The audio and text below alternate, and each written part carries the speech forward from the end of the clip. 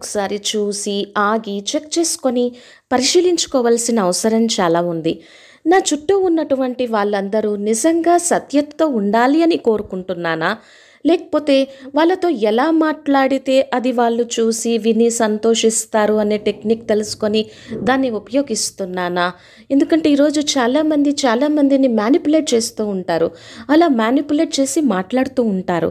మరి వ్యవహారం అలా ఉన్నప్పుడు సంబంధాలు ఎలా ఉంటాయి? అది సంబంధాలకి ఎలా ఉపయోగపడుతుంది? సంబంధాలని ఎంత అది బలహీనపరుస్తుంది? సో ఇలాంటి బలహీనమైన ఫౌండేషన్ మీద సంబంధాలు ఉన్నప్పుడు మనం ఎలా సుఖంగా, శాంతిగా, ఆనందంగా ఉండగలం? నిజాయితీ లేదు, సత్యత లేదు, అబద్ధాలు, లోపల ఒకటి, బయట ఒకటి, మాట్లాడుతున్నదొకటి. సో ఇలా జరుగుతూ ఉన్నప్పుడు సంబంధాలు ఎలా స్ట్రాంగ్గా ఉంటాయి? ఇలా జరుగుతూ ఉన్నప్పుడు ఇదే లైఫ్ స్టైల్కి నేను అలవాటు పడిపోతూ ఉంటాను. నేను అనుకుంటాను ఇది కరెక్ట్ వే ఆఫ్ లివింగ్, ఇది నార్మల్, నైస్గా ఉండటము, మర్యాదగా ఉండటము, సత్యంగా ఉండటము, ఇవి కొన్నిసార్లు అవ్వవు అని నేను ఇలా ఆలోచించటం మొదలు పెడుతూ ఉంటాను. మరి నేను ఇలా చేస్తున్నప్పుడు నా సిస్టమ్, నా మనస్సు క్లీన్గా ఉండదు, క్లియర్గా ఉండదు. ముఖ్యమైనటువంటి విషయము, ఎవరైనా వచ్చి నిజంగా జెన్యూన్గా మనల్ని ప్రశంసిస్తున్నప్పుడు కూడా మనం ఎలా ఆలోచిస్తాము అంటే, నిజంగా వీళ్ళు మనల్ని మనస్ఫూర్తిగా ప్రశంసిస్తున్నారా లేదా అని డౌట్ క్రియేట్ చేస్తుంటామా లేదా? ఎందుకంటే కొంతమంది నిజాయితీగా ఉండరు, కొంతమంది సత్యంగా మనల్ని ప్రశంసించినప్పుడు కూడా మనము డౌట్ క్రియేట్ చేస్తాం. మరి ఇలా చేస్తున్నప్పుడు మన ఎనర్జీకి కానీ, మన సర్కిల్కి కానీ, మన సంబంధాలకి కానీ, మన జీవితానికి కానీ ఇది ఎలా ఉపయోగపడుతుంది? ఎప్పుడూ సంతోషంగా ఉండాలి. ఎప్పుడూ సంతోషంగా ఉండాలి అంటే నా మానసిక స్థితి, నా ఆలోచన, నా ఫీలింగ్స్, నా వైబ్రేషన్స్ అది కేవలము నా స్వాధీనంలోనే ఉంటుంది, నా మీదే డిపెండ్ అయి ఉంటుంది. బయట పరిస్థితుల మీద ఆధారపడి లేదు, వ్యక్తుల మీద ఆధారపడి లేదు. కాబట్టి వాళ్ళు ఎప్పుడైతే నాకు అనుగుణంగా ప్రవర్తిస్తారో అప్పుడే నేను సంతోషంగా ఉంటాను. వాళ్ళు అనుగుణంగా ప్రవర్తించకపోతే నేను సంతోషంగా ఉండలేను. కాబట్టి థింక్ చేయండి, నా సంతోషము, నా మానసిక స్థితి, నేను ఎలా ఉన్నాను అనేది బయట పరిస్థితుల మీద కానీ, వ్యక్తుల మీద కానీ ఆధారపడి ఉన్నదా? ఒకసారి ఇది మనము బాగా చెక్ చేసుకొని అనాలిసిస్ చేసుకోవాల్సి ఉంటుంది. నా మనస్సు వ్యక్తుల మీద కానీ, పరిస్థితుల మీద కానీ ఆధారపడి ఉందా? ఇది చాలా మనల్ని మనం ప్రశ్నించుకోవాలి. ఒకసారి విజువలైజేషన్ చేసుకోండి. నేను బాగా కోప్పడిన సందర్భాలు, ఇరిటేషన్ అయిన సందర్భాలు, ఒకసారి ఆ పరిస్థితి చూడండి, వాళ్ళ బిహేవియర్ చూడండి, నేను ఎలా వాళ్ళతో ప్రవర్తిస్తున్నాను అనేది చూడండి. అదే పరిస్థితి, అదే ప్రవర్తన, నా దగ్గర ఆప్షన్స్ ఉన్నాయా? చాయిస్ ఉందా? నేను వేరేలాగా ప్రవర్తించగలనా? ఫీల్ అవ్వగలనా? ఇరిటేషన్, అప్సెట్ కాకుండా నార్మల్ వేలో ఉండగలనా? పరిస్థితి, వాళ్ళ ప్రవర్తన, నా ఫీలింగ్ ఒకసారి చూడండి. అదే పరిస్థితి, అదే ప్రవర్తన, నా దగ్గర ఆప్షన్స్ ఉన్నాయా? చాయిస్ ఉందా? లేకపోతే అదే రొటీన్ వేలో కోపము, ఇరిటేషన్, నెగిటివ్ ఎమోషన్స్ క్రియేట్ చేయడం ఉందా? లాస్ట్ 1 వీక్లో చిన్న పరిస్థితులకి ఇరిటేట్ అయ్యి, ఫ్రస్ట్రేట్ అయ్యి కోప్పడిన సందర్భాలు ఒక్కసారి గుర్తు తెచ్చుకోండి. అడగండి, మీ మనస్సుని మీరు ప్రశ్నించుకోండి. వేరే ఛాన్స్ ఏమన్నా ఉందా? వేరేలాగా నేను ప్రవర్తించగలనా? నా దగ్గర ఆప్షన్స్ ఉన్నాయా? చాయిసెస్ ఉందా? నా దగ్గర ఆప్షన్ ఉందా, చాయిస్ ఉందా అనుకున్నప్పుడు ఉంది. ఇప్పుడు నేను బాధపడ్డాను, లాస్ట్ 1 వీక్ నుంచి ఏదైనా సందర్భంలో పరిస్థితిని చూసి చాలా బాధపడ్డాను. వాళ్ళ ప్రవర్తన చూడండి, నేను ఎలా ఫీల్ అవుతున్నాను, నా బిహేవియర్, ప్రవర్తన, నా బాధ ఎలా ఉంది అడగండి. నాకు మళ్ళీ ఆప్షన్ ఉందా, చాయిస్ ఉందా? నేను బాధపడకుండా ఉండలేనా? ఎలాంటి పరిస్థితిలో అయినా సంతోషంగా ఉండలేనా? నా మానసిక స్థితి బయట పరిస్థితుల మీద ఎందుకు ఆధారపడి ఉంది? నా స్వాధీనంలో ఎందుకు లేదు? చెక్ చేసుకోండి. ఇప్పుడు నాకు వేరే ఆప్షన్ ఉంది అన్నప్పుడు పరిస్థితి బయట ఉంది, వ్యక్తులు కూడా బయట ఉన్నారు, వాళ్ళదంతా బయట ఉంది. ఇక్కడ నాకు ఆప్షన్ ఉంది, నా కాన్షియస్లో, నా మైండ్లో ఆప్షన్ ఉంది. అక్కడ లేదు, బయట లేదు, వాళ్ళ దగ్గర ఆప్షన్ లేదు. వాళ్ళ ప్రవర్తన వాళ్ళ చేతిలో ఉంది. నేను ఎలా బిహేవ్ చేస్తున్నాను, నేను ఎలా రెస్పాండ్ అవుతున్నాను, నేను ఎలా ఫీలింగ్స్ క్రియేట్ చేస్తున్నాను, నేను ఎలా థింక్ చేస్తున్నాను అనేది నా చేతిలో ఉంది. నా దగ్గర ఇలాంటి ఆప్షన్ లేదు అనుకున్నప్పుడు, నేను ఇలాంటి లాంగ్వేజ్ ఉపయోగించినప్పుడు కోప్పడాల్సిందే, బాధపడాల్సిందే, ఆవేశపడాల్సిందే, వేరే ఆప్షన్ లేదు అన్నప్పుడు బాధ తప్పదు. అన్నప్పుడు బాధ తప్ప వేరే ఆప్షన్ లేదు అనుకున్నప్పుడు, అలాంటి వొకాబులరీ యూజ్ చేస్తున్నప్పుడు ఇక ఎలాంటి ఆప్షన్స్ ఉండవు. బాధపడటము, హర్ట్ అవటము ఇదే ఆప్షన్స్ అవుతాయి. చూడండి, మరి మన ఎమోషన్స్ అంతేనా ఇంకా, లేకపోతే ఏమైనా ఆప్షన్స్ని ఆల్టర్నేటివ్గా యూజ్ చేయగలనా? దగ్గర ఆప్షన్స్ లేవా? బాధపడటం తప్ప, హ్యాపీనెస్ లేకుండా ఉండడం తప్ప ఆప్షన్స్ ఇంకా లేవా? చూడండి, పరిస్థితి వచ్చినప్పుడు నా దగ్గర ఏమేమి ఆప్షన్స్ ఉన్నాయి, నేనేమేం చెయ్యగలను ఆలోచించండి మీరే. ఇప్పుడు నేను ఏదైనా పరిస్థితి చూస్తున్నప్పుడు దాన్ని క్రాస్ చెయ్యాలి, నేను క్రాస్ చేయలేకపోతున్నప్పుడు నా దగ్గర ఆప్షన్ లేదా ఆలోచించండి. ఇంకా సిచ్యువేషన్ని మనం క్రాస్ చెయ్యాలి, అది పరిస్థితి క్రాస్ చేసి ముందుకు వెళ్ళాలి. మీరు చెప్పండి, పరిస్థితి వచ్చినప్పుడు నా దగ్గర చాలా ఆప్షన్స్ ఉన్నాయి అని అనుకున్న వాళ్ళు చెప్పండి. పరిస్థితి వచ్చినప్పుడు మన బిహేవియర్ ఎలా ఉంది? ఏదైనా పరిస్థితి వచ్చినప్పుడు ఎంత బాధపడుతున్నాం, ఎంతమంది లో సెల్ఫ్ ఎస్టీమ్ క్రియేట్ చేస్తున్నాం. ఈ పరిస్థితిని నేను కంట్రోల్ చెయ్యలేను, క్రాస్ చెయ్యలేను, ఇది ఇంతే అని ఎంతమంది ఆలోచిస్తూ ఉన్నారు? ఎంతమంది దానికోసం, పరిస్థితి కోసమే ఆలోచిస్తూ ఉన్నారు? ఇంకెంతమంది పరిస్థితిని నేను క్రాస్ చేయగలను, ఇది నా చేతిలో ఉంది, నేను అన్ని పాస్ట్ విషయాలన్నింటినీ మర్చిపోయాను అని ఎంతమంది ఆలోచిస్తున్నారు? కాబట్టి చూడండి, ఒక్కొక్క పరిస్థితికి ఒక్కొక్క ఆప్షన్ చెప్తున్నారు. ఒకటే పరిస్థితి చాలా ఆప్షన్స్ ఉన్నాయి. ఇలాగే ఇదే ఇమోషన్, ఇదే యాంగర్, ఇదే బాధ క్రియేట్ చేయాలి అనేదేం లేదు. ఒకసారి మనము సైలెన్స్లో ఉన్నప్పుడు ఎలా రియాక్ట్ అవ్వాలి, ఎలా మంచి రెస్పాన్సెస్ని క్రియేట్ చేయాలి అనే చాయిస్ ఉంది. ఇదే కరెక్ట్, ఇదే చేయగలను, కోపట్టం తప్ప, బాధపడటం తప్ప నా దగ్గర వేరే చాయిస్ లేదనుకున్నప్పుడు నిజంగా అదే అవుతుంది. కాబట్టి ఈరోజు టైటిల్ ఏంటంటే చూస్ హ్యాపీనెస్. ప్రతి పరిస్థితిలో, పరిస్థితి ఎలా ఉన్నప్పటికీ కూడా పరిస్థితి మీద మన మానసిక స్థితి డిపెండ్ అవ్వకుండా సంతోషంగా ఉండాలి. హ్యాపీనెస్ అంటే రైట్ వే ఆఫ్ థింకింగ్. ఆ పరిస్థితిలో నేను ఖచ్చితంగా కరెక్ట్గా ఎలా ఆలోచిస్తున్నాను. ఒకటేమో బాధపడుతూ కూర్చోవటం, దుఃఖపడుతూ కూర్చోవటము, లోపల ఏడుస్తూ కూర్చోవటము, ఎలాంటి ఆప్షన్స్ లేవు అనుకోవటము, లో సెల్ఫ్ ఎస్టీమ్ క్రియేట్ చేయటము, ఇవన్నీ లేదు. కొన్నిసార్లు పరిస్థితిని చాలామంది బాగా క్రాస్ చేస్తారు, ధైర్యంగా ఉండగలరు, ఇట్స్ ఓకే, ఇట్స్ ఫైన్ అని చెప్తూ ఉంటారు కదా. కాబట్టి కొన్నిసార్లు మనం ఏం చేస్తాం, అదే థింక్ చేస్తాం, ఇదే నా దగ్గర ఈ సొల్యూషన్ తప్ప ఇంకొకటి లేదు అని చెప్తున్నాము, ఇది తప్ప వేరే సొల్యూషన్ లేదు అని అంటున్నాము. మరి ఆ పరిస్థితిలో నేను ఆ ఆప్షన్నే ఎంచుకుంటున్నాను. బాధపడుతున్నాను, బాధని ఇస్తున్నాను, దుఃఖపడుతున్నాను, దుఃఖాన్ని ఇస్తున్నాను. ఇప్పుడు చెప్పండి, నన్ను నేను హీల్ చేసుకోగలనా?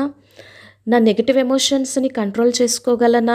నేను ఎప్పుడైనా ఎవరైనా బాధలో ఉన్నప్పుడు వాళ్ళ బాధని తగ్గించి వాళ్ళకి సంతోషాన్ని ఇచ్చానా? ఎంతమందిని కష్టంలో ఉన్నప్పుడు వాళ్ళ మనస్సుని, వాళ్ళ మూడుని సెట్ చేసి వాళ్ళకి మంచిగా, వాళ్ళ మనస్సు మంచిగా అయ్యేటట్టు చేశాను. ఒకసారి చూడండి, మరి నా దగ్గర కూడా నేను వేరే మంచి ఆప్షన్ని, హ్యాపీనెస్ని, పీస్ని, లవ్ని చూస్ చేయనంత వరకు నాకు ఇలాగే ఉంటుంది, బాధపడుతూ కూర్చుంటాను. కాబట్టి చూడండి మన దగ్గర ఎంత శక్తి ఉంది.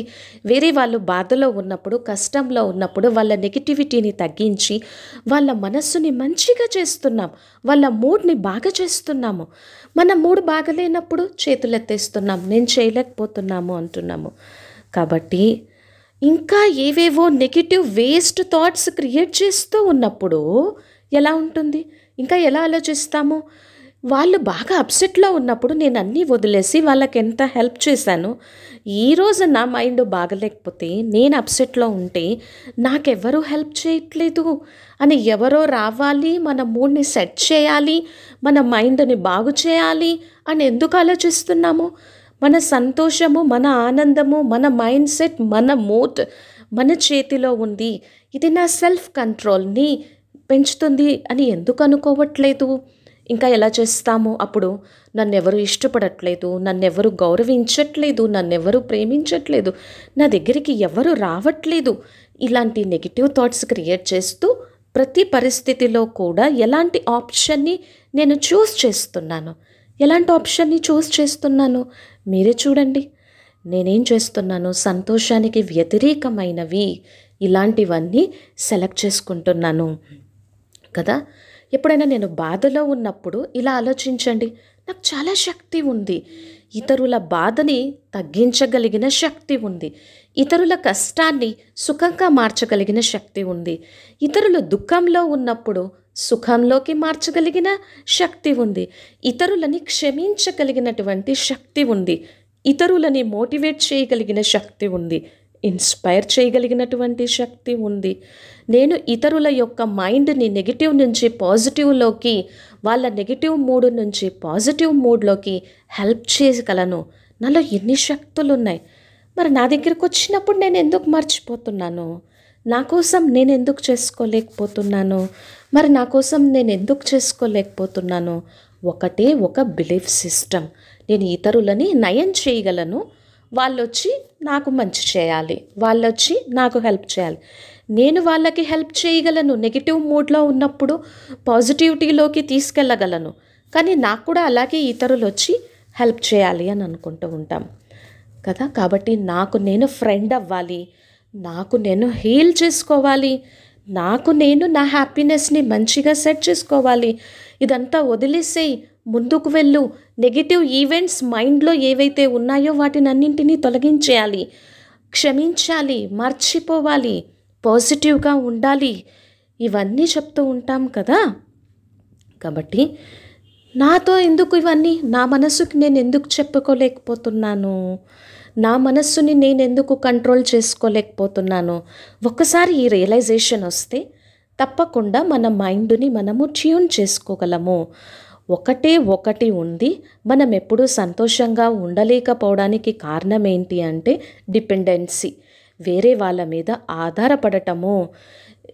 ఎప్పుడైతే బయట పరిస్థితులు బాగున్నప్పుడు, వ్యక్తులు బాగున్నప్పుడు, వాళ్ళ మూడు బాగున్నప్పుడే నేను సంతోషంగా ఉండగలను అనే బిలీఫ్ సిస్టమ్ కారణంగా మనం సంతోషంగా ఉండలేకపోతున్నాము. నిజంగా చాలా చాలా చాలా చాలా మనతో రూడ్గా మాట్లాడుతున్నారు, మనల్ని బాధ పెడుతున్నారు, చాలా అబ్యూజివ్ లాంగ్వేజ్ని యూజ్ చేస్తున్నారు. అప్పుడు మనం ఎలా ఉండాలి? మన స్థితిని మనం ఎలా సెట్ చేసుకోవాలి? వాళ్ళు మన మనస్సుని ఎంత హర్ట్ చేస్తున్నారు, ఎంత కష్టపడుతున్నారు. ఆ మాటలు వినడానికి కూడా కష్టంగా ఉంది. మరి అలాంటి సమయంలో నా మనస్సుకి నేను చెప్పుకోగలనా, ఈ టైంలో నేను బాధపడకూడదు, హర్ట్ అవ్వకూడదు, నేను స్ట్రాంగ్గా ఉండాలి, నేను స్టేబుల్గా ఉండాలి అని అనుకోగలనా? లేదా వాళ్ళన్న మాటలు నా మైండ్లో రిపీట్ చేస్తూ బాధని క్రియేట్ చేస్తానా? కాబట్టి చూడండి, ఎందుకంటే కొన్నిసార్లు ఇలాంటివి ఫ్రీక్వెంట్గా జరుగుతూ ఉంటాయి, మన నిత్య జీవితంలో జరుగుతూ ఉంటాయి. అప్పుడు ఏం చేస్తాం మనం?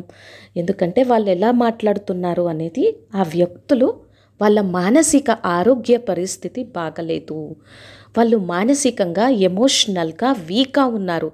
ఎవరైతే రాంగ్ లాంగ్వేజ్ని, నెగిటివ్ లాంగ్వేజ్ని యూజ్ చేస్తూ బాధపడుతున్నారో, హర్ట్ చేస్తున్నారో, వాళ్ళు మెంటల్ స్టేట్ ఆఫ్ మైండ్ బాగలేదు, వాళ్ళు ఎమోషనల్గా చాలా వీక్గా ఉన్నారు, వాళ్ళ లోపల శాంతి లేదు, సుఖం లేదు, ఆనందం లేదు, వాళ్ళు దేనికోసమో చింతిస్తూ బాధపడుతూ ఉన్నారు. కానీ నేను పర్ఫెక్ట్గా ఫైన్గా ఉన్నాను, హ్యాపీగా ఉన్నాను. వాళ్ళ నెగిటివ్ ఇన్ఫెక్షన్ని నేను ఎట్టి పరిస్థితుల్లో తీసుకోకూడదు, వారి యొక్క ప్రభావంలోకి రాకూడదు. వాళ్ళ నెగిటివ్ ఇన్ఫెక్షన్ని కూడా నేను తీసుకున్నాను అనుకోండి, నా మానసిక పరిస్థితి బాగుండదు. అప్పుడు నేనేమంటాను, నా సంతోషం ఇక నా చేతిలో లేదు, వాళ్ళు ఎప్పుడైతే బాగుంటారో అప్పుడే నేను బాగుంటాను అని చెప్పగలను కదా. ఇవన్నీ జనరల్గా జరుగుతూ ఉంటాయి కదా. నేనేమైనా ఎక్కువ అడుగుతూ ఉన్నానా? నేను నార్మల్గా ఉండు అని చెప్తున్నాను. వాళ్ళు పరిస్థితి బాగలేదు, అర్థం చేసుకోవాలి. వాళ్ళ యాటిట్యూడ్ కానీ వాళ్ళ మైండ్ సెట్ కానీ చాలా వీక్గా ఉంది కదా. కాబట్టి ఇప్పుడు చూడండి, మరి ఎవరి ఆరోగ్య పరిస్థితి అయినా బాగలేదన్నప్పుడు వాళ్ళు మంచిగా నాతో ఉండాలి, నాతో తిరగాలి అని నేను వాళ్ళని ఎక్స్పెక్ట్ చేయగలనా? వాళ్ళని నేను అర్థం చేసుకోవాలా? చెప్పండి. చాలా బాధలో ఉన్నారు, చాలా జ్వరం ఉంది, చాలా దగ్గుంది, ఇన్ఫెక్షన్ ఉంది, నాతో ఒక 30 మినిట్స్ వాకింగ్కి రండి అని నేను అడగగలనా? అది 30 మినిట్స్ వాకే. నేను నీ నుంచి ఏమైనా ఎక్కువ ఎక్స్పెక్ట్ చేస్తున్నానా? ఒక అరగంట వాకింగ్కి రమ్మంటున్నాను కదా. అప్పుడు వాళ్ళు రాగలరా? ఒక అరగంట వాకింగ్కి రాగలరా? వాళ్ళు కదలటమే కష్టంగా ఉంది, వాళ్ళకి జ్వరం ఉంది, ఇన్ఫెక్షన్ ఉంది. మనం వాళ్ళ పరిస్థితిని అర్థం చేసుకోవాలి కదా. అప్పుడు ఏమంటాం, ఎందుకు ఇంకా ఈ సంబంధాలు, నువ్వు చెప్పింది వినట్లేదు, నా కంట్రోల్లో ఉండట్లేదు, ఇంతేనా? నేను నిన్నేమైనా ఎక్కువ అడుగుతూ ఉన్నానా? ఇదేనా పరివారము, ఇదేనా సంబంధాలు, ఇంతేనా? కానీ అక్కడ మనం అర్థం చేసుకోవాల్సిందేంటి, వాళ్ళు బాగలేదు, వాళ్ళ ఆరోగ్య పరిస్థితి వీక్గా ఉంది కదా. 30 నిమిషాలు వాక్ చేయటము అనేది నాకు ఓకే, నేను హెల్తీగా ఉన్నాను, నేను స్ట్రాంగ్గా ఉన్నాను. కానీ 30 నిమిషాలు వాక్ చేయటము అనేది ఎవరైతే వీక్గా ఉన్నారో వాళ్ళకి చాలా కష్టము. వాళ్ళని రమ్మంటున్నాను, వాక్ చేయమని చెప్తున్నాను, తర్వాత ఏమంటున్నాను, నువ్వు నాతో మంచిగా ఉండట్లేదు అని అంటూ ఉంటాము కదా. ఇవన్నీ చిన్న చిన్నవే జరుగుతూ ఉంటాయి. కాబట్టి ఇక్కడ మనం ఈ విషయాలన్నింటినీ అర్థం చేసుకోవాలి. నా దగ్గర 2 ఆప్షన్స్ ఉన్నాయి. వాళ్ళని హీల్ చేయటమా, లేదా వెళ్ళేసి నా రూమ్లో కూర్చొని క్లోజ్ చేసుకొని నాది నేను చూసుకోవటమా. ఇలాగే ఎమోషనల్గా కూడా మనుషులు వీక్గా ఉన్నప్పుడు 2 ఆప్షన్స్ ఉంటాయి. వాళ్ళని హీల్ చేయటమా, లేకపోతే వాళ్ళ యొక్క పెయిన్, బాధ, నెగిటివ్ ఇన్ఫెక్షన్ తీసుకోకుండా మన మైండ్ సెట్ని ఎప్పుడూ కూడా పాజిటివ్గా స్ట్రాంగ్గా ఉండటమా. అంతేకాని మీరు ఇలా బిహేవ్ చేస్తున్నారు కాబట్టి ఇంతే, నేను ఇలాగే ఉంటాను, ఇదే ఎమోషన్ క్రియేట్ చేస్తాను, ఇది తప్ప నా దగ్గర వేరే ఆప్షన్ లేదు అని అంటామా. వాళ్ళు అన్హ్యాపీగా ఉన్నారు, వాళ్ళు బాధపడుతూ ఉన్నారు, కాబట్టి వాళ్ళని మనం హీల్ చేయాలి. వాళ్ళు మన గురించే మాట్లాడుతున్నారు, కానీ ఎలా మాట్లాడుతున్నారు అనేది వాళ్ళ యొక్క ఎమోషనల్ హెల్త్, వాళ్ళ యొక్క యాటిట్యూడ్ మీద డిపెండ్ అయి ఉంటుంది. నా నోరు బాగలేనప్పుడు, ఆరోగ్యం బాగలేనప్పుడు కొన్నిసార్లు మంచి ఫుడ్ కూడా చేదుగా అనిపిస్తుంది. మనం ఎమోషనల్గా వీక్గా ఉన్నప్పుడు కొన్నిసార్లు మంచి వాళ్ళు కూడా మనకి అలాగే అనిపిస్తూ ఉంటారు. నేను ఇక అందరిలో ఫాల్స్ చూడటం మొదలు పెడతాను, అందరినీ విమర్శిస్తూ ఉంటాను. ఎందుకంటే మన మానసిక పరిస్థితి బాగలేనప్పుడు, ఎమోషనల్గా వీక్గా ఉన్నప్పుడు ఇలాగే చేస్తూ ఉంటాము. ఎవరితో అయినా సరే ఇలాగే ప్రవర్తిస్తూ ఉంటాం. కాబట్టి మనల్ని మనం సెట్ చేసుకోవాలి, మనకి మనం స్ట్రాంగ్గా ఉండాలి. ఇప్పుడు నా సంతోషము అందరి ప్రవర్తన మీద ఆధారపడి ఉంటే, వాళ్ళు బాగలేకపోతే నా పరిస్థితి కూడా అలాగే ఉంటుంది. నా హ్యాపీనెస్ అనేది నా చాయిస్, నా ఆప్షన్ అయినప్పుడు, వాళ్ళ నెగిటివ్ ఎనర్జీని నేను తీసుకున్నప్పుడు నేను చాలా హ్యాపీగా ఉంటాను. నా మైండ్ని కరెక్ట్గా పాజిటివ్ రైట్ మోడ్లో ఉంచుకొని వాళ్ళని కూడా పాజిటివ్ రైట్ మోడ్లో ఉంచుతాను. కాబట్టి ఈ విషయం మనం బాగా గుర్తుపెట్టుకోవాలి. అందరూ నా కంట్రోల్లో ఉండలేరు, నాకు అనుగుణంగా ప్రవర్తించలేరు. మీరు ఎప్పుడైనా ఆలోచించారా, అసలు ఎందుకు అందరూ నాకు నచ్చినట్టుగా నా కంట్రోల్లో ఉండాలి అని ఎందుకు అనుకుంటున్నాను నేను? మనుషులు ఎప్పుడూ కూడా వాళ్ళకి ఎలా ఉండాలో వాళ్ళు అలాగే ఉంటారు. మనుషులు నా కంట్రోల్లో ఉండరు. కాబట్టి నేను వాళ్ళని కంట్రోల్ చేయాల్సినటువంటి అవసరము కూడా లేదు. వాళ్ళని నేను కంట్రోల్ చేయాల్సిన అవసరం కూడా లేదు. ప్రతిరోజు మన మనస్సుకి మనం ఇది చెప్పగలమా? మన మనస్సులో ఈ ప్రోగ్రామ్ సెట్ చేసుకోగలమా? ఎందుకంటే ఇక్కడ నా మైండ్లో ఉన్నటువంటి డీప్ రూటెడ్ ప్రోగ్రామ్ని మార్చుకోవాలి. వాళ్ళు నాకు అనుగుణంగా ఉండాలి. వాళ్ళు నాకు అనుగుణంగా ఉన్నప్పుడు, పరిస్థితుల్లో బాగున్నప్పుడే నేను బాగుంటాను అనేది మార్చుకోవాలి. వాళ్ళు బాగలేకపోతే నేను కూడా సంతోషంగా ఉండలేను. మనుషులు నాకు అనుగుణంగా ఉండాలని ఏం లేదు. నా సంతోషము వాళ్ళ మీద ఆధారపడి కూడా లేదు. నేను ఎప్పుడూ సంతోషంగా ఉండాలి. వాళ్ళు ఎలా ఉన్నా కానీ నేను హ్యాపీగా ఉండాలి. అడ్జస్ట్ అవ్వాలి. నన్ను నేను మౌల్డ్ చేసుకోగలగాలి. ఒకసారి ఆలోచించండి. ఆలోచించి చెప్పండి. ఎందుకు వాళ్ళు ఎలా ఉన్నా కానీ నేను వాళ్ళతో మంచిగా ఎందుకు ఉండాలి? నా దగ్గర చాలా చాయిస్ ఉన్నాయి, చాలా ఆప్షన్స్ ఉన్నాయి. వీటిని నేను ఉపయోగిస్తున్నప్పుడు నేను హ్యాపీగా ఉండగలను. ప్రతిసారి ప్రతి పరిస్థితిలో అందరూ మనకు అనుగుణంగా ఉండాలని ఏం లేదు కదా. కాబట్టి ఇప్పుడు మీరు నాకు అనుకూలంగా ఉండాలి అని నేను అనుకున్నప్పుడు అది జరగకపోతే నేను ఎంత అప్సెట్ అవుతానో, బాధని క్రియేట్ చేస్తానో, నా డెస్టినీని నేను ఎలా రాసుకుంటున్నాను, నా భాగ్యాన్ని నేను ఎలా తయారు చేసుకుంటున్నాను. ఎందుకని మనుషులు నాకు అనుకూలంగా ఉండలేరు? నేను చెప్పినట్టు ఎందుకు నడుచుకోలేరు? నా కంట్రోల్లో ఎందుకు ఉండలేరు? నా వే కాదు, అసలు రైట్ వేలో ఉండాలి అని ఎందుకు అనుకుంటున్నాను? ఎందుకు వాళ్ళు రైట్ వేలో ఉండలేరు? ఎందుకు నేను ఇవన్నీ ఆలోచిస్తూ ఉంటాను? ఒకసారి ఆలోచించండి. వాళ్ళు ఎందుకు రైట్ వే, కరెక్ట్ వేలో కూడా ఎందుకు ఉండలేకపోతున్నారు? ప్రతి ఒక్కరూ డిఫరెంట్. వాళ్ళ చాయిసెస్ వాళ్ళకున్నాయి, వాళ్ళ ఆప్షన్స్ వాళ్ళకున్నాయి. కొన్నిసార్లు మీ వే మీకు కరెక్ట్గా అనిపిస్తుంది. మీకు మీ ప్లేస్లో మీరు కరెక్ట్గా బిహేవ్ చేస్తున్నారు అని మీకు తెలుసు. కానీ ఎవరో వచ్చి మిమ్మల్ని క్రిటిసిజం చేసి ఇది కరెక్ట్ వే కాదు, ఇది రాంగ్ వే అంటూ ఉంటారు. ఇలాంటి అనుభవాలు ఎప్పుడైనా జరిగాయా? కొన్నిసార్లు వాళ్ళ ఎక్స్పెక్టేషన్స్ని మనం ఫుల్ఫిల్ చేయలేము. అలాగే మనకున్నటువంటి ఎక్స్పెక్టేషన్స్ని వాళ్ళు కూడా ఫుల్ఫిల్ చేయలేకపోవచ్చు. ఇలాంటివి జరుగుతూ ఉంటాయి కదా. లేదా మన ప్రవర్తన కారణంగా ఎవరైనా బాధపడుతూ ఉన్నారు. అప్పుడు మీరు అంటున్నారు, అరే అనుకోకుండా ఇలా జరిగిపోయింది, మిమ్మల్ని బాధ పెట్టాలన్న ఇంటెన్షన్స్ నాకు అసలు లేనే లేవు. అప్పుడు వాళ్ళు అంటున్నారు, యూ హర్ట్ మీ, నువ్వు బాధ పెట్టావు. మనం అంటున్నాము, అసలు నాకు నిన్ను బాధ పెట్టాలనేది లేదు. అప్పుడు మనం అంటున్నాం, I love you, I care you, నేను మిమ్మల్ని చాలా హ్యాపీగా ఉంచాలి అనుకుంటున్నాను. అప్పుడు మనం ఎలా ఆలోచిస్తాము? కొన్నిసార్లు ఇలాంటి పరిస్థితులు కూడా ఎదురవుతుంటాయి కదా. మనము చాలా నార్మల్గా కంట్రోల్లో ఉన్నప్పుడు కూడా అది వాళ్ళ బాధకి మనం ఎందుకు కారణమయ్యాము? ఇప్పుడు కొన్ని సందర్భాలలో మనల్ని ఎవరైనా ప్రశంసించినప్పుడు మనం ఎలా అనుకోవాలి అంటే, వాళ్ళకి ప్రతి విషయంలోనూ ప్రతి సందర్భంలో ఆ వర్క్ని, ఆ ఎఫిషియన్సీని ప్రశంసించే అలవాటు లేదు. కొంతమందికి నిజంగా జెన్యూన్గా దాన్ని ప్రశంసించి మంచి ఫీడ్బ్యాక్ ఇచ్చేటువంటి అలవాటు ఉండదు కూడా. ఎందుకంటే అది నా మైండ్ ప్రోగ్రాంలో సెట్ అవ్వలేదు. ఇతరులని అప్రిషియేట్ చేయడము అంటే దాని అర్థము నేను మిమ్మల్ని గౌరవించట్లేదు, ప్రేమించట్లేదు అని కానే కాదు కదా. అంటే అప్రిషియేట్ చేయకపోయినంత మాత్రాన నిన్ను ప్రేమించట్లేదు, గౌరవించట్లేదు అనేది కాదు. నాకు అది తెలీదు, నాలో ఆ సంస్కారం లేదు.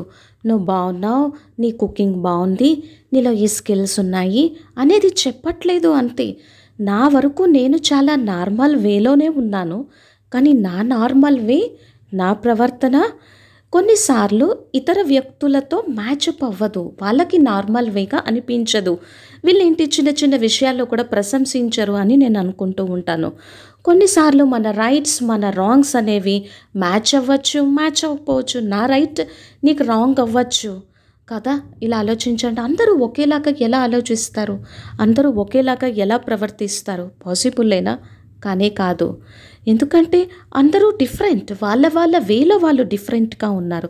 రాంగ్ కాదు, వాళ్ళ వేలో డిఫరెంట్గా ఉన్నారు. ఎవరైనా ఒక వ్యక్తిని తీసుకోండి on the screen off your mind, వాళ్ళు డిఫరెంట్గా ఉన్నారు, రాంగ్ కాదు. రాంగ్ కాదు, డిఫరెంట్గా ఉన్నారు, వేరుగా ఉన్నారు. మైండ్లోకి తీసుకోండి, వాళ్ళని చూడండి. వాళ్ళ పట్ల నాకు ఎలాంటి ఎక్స్పెక్టేషన్స్ ఉన్నాయి చూడండి, మీకు చెప్పండి. ఏదైతే నార్మల్ ఎక్స్పెక్టేషన్ ఉందో అది వాళ్ళకి నార్మల్ కూడా కాకపోయి ఉండొచ్చు కదా. ఇలా ఆలోచించండి.